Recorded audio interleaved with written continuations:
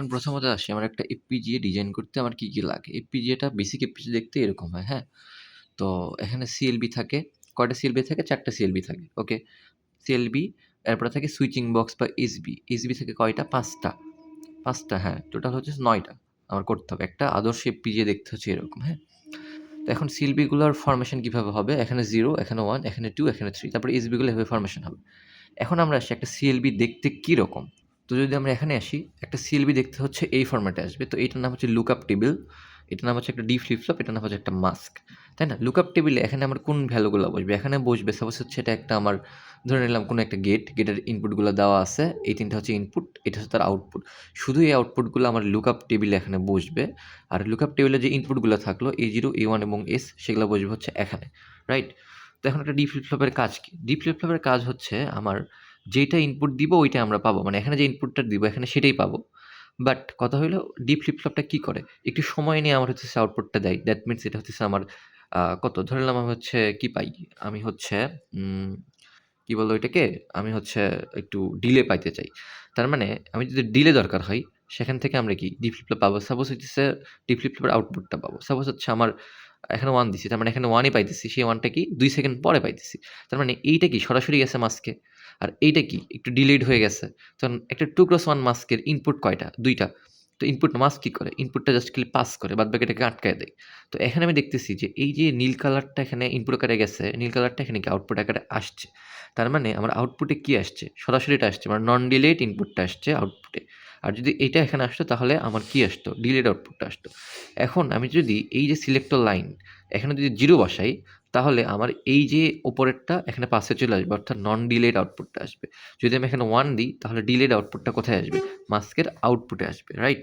এখন হচ্ছে এটা আমার কোয়েশ্চেন, হ্যাঁ? কোয়েশ্চেনটা কি বলছে? একটা 2x2 FPGA ডিজাইন করতে বলছে, যেখানে হচ্ছে আমার এইটাকে আমাকে FPGA ডিজাইনটা করতে বলছে। তার মানে আমরা এই পার্টটুকু নিয়ে একটা আমি বলতে পারি CLB, এই পার্টটুকু নিয়ে আরেকটা CLB বলতে পারি, রাইট?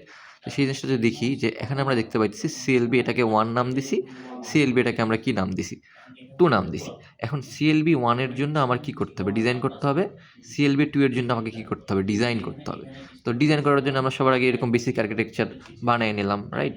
কিভাবে বানায় নিব? একটা লুকআপ টেবিল, তারপরে ডি ফ্লিপ ফ্লপ, তারপরে কি হবে? মাস্ক নিব। তো যেহেতু AND গেট বলছে, আমরা জানি AND গেটের আউটপুটে কি আসে? 0, 0, 0, 1 আসে। তাই না? শুধু আউটপুটগুলো। এবং ইনপুট 1 আর ইনপুট 2 চিন্তা করলাম। ধরলাম এই দুটো হচ্ছে A এবং B, রাইট?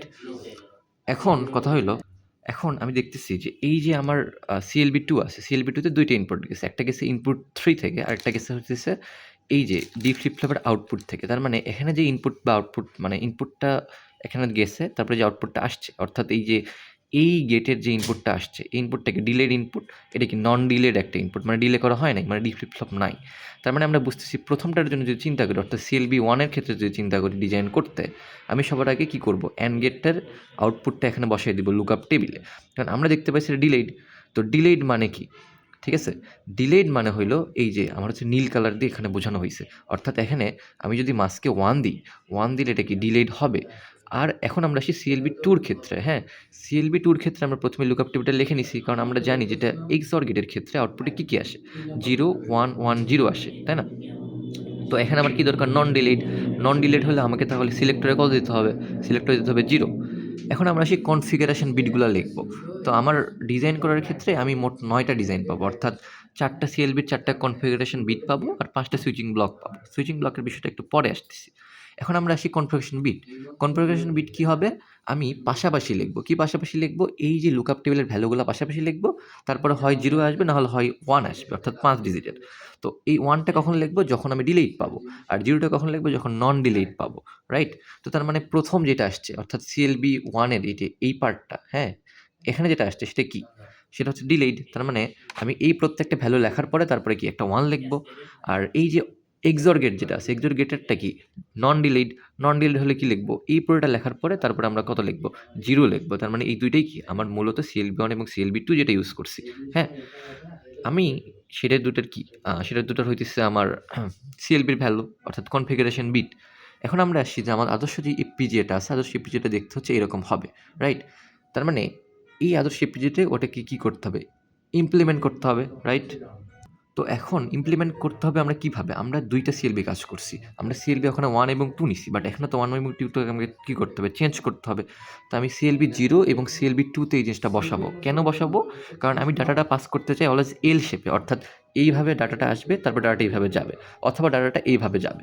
সাপোজ আমি চিন্তা করলাম ডাটাটা এল শেপে এইভাবে করে আসলো, হ্যাঁ? তো ডাটাটা যদি এল শেপে পাস করাতে চাই, এইটা কি? ওই যে আমার কি বলে? আমরা কি গেট দেখছি? এখানে AND গেট দেখছি। অর্থাৎ AND গেটের জন্য এখানে ২ টা ইনপুট গেছে। এখানে কি আরেকটা ইনপুট গেছে, ইনপুট 3। তার মানে এই ইনপুট 1 এবং ইনপুট 2 এইটুকু যে সিএলবি 1 টা ছিল, সেই সিএলবি 1 এর নাম কত হবে এখন? সিএলবি 0 হয়ে যাবে।